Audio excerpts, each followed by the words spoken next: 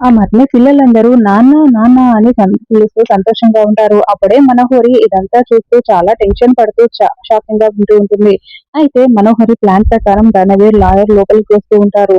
Hi Amar అంటూ రణవీర్ వచ్చి shake hand ఇస్తూ ఉండడంతో మీరెవరు అని అమర్ అడుగుతూ ఉంటాడు. నా పేరు రణవీర్. నేను కోల్కతాలో ఉంటాను. నేనొచ్చిన పనేంటో డైరెక్ట్‌గా చెప్పేస్తాను.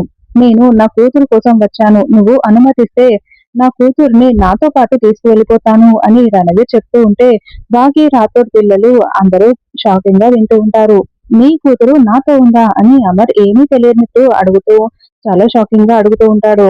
అవునని రణవీర్ అంటాడు. ఎవరు? అని అమర్ అంటాడు. అంజు పాప అంటూ అంజుని చూపిస్తూ ఉండడంతో భాగ్యేష్ చాలా షాకింగ్ గా చూస్తూ ఉంటుంది. నా పాప ఎక్కడ ఉందో నాకు ఇన్ని రోజులు తెలియదు అమరేంద్ర. నేను వెతకని చోటంటూ లేదు. ఇదిగో ఈ మనోహరి పుణ్యమా అని నా పాప ఇక్కడే ఉందని ఈ రోజు తెలిసింది.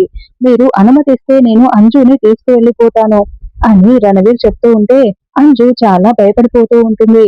పిల్లలందరూ చాలా టెన్షన్ పడుతూ ఉంటారు. ఇదే కదా నాకు కూడా కావాల్సింది అని మనోహరి సంతోషంగా చూస్తూ ఉంటుంది.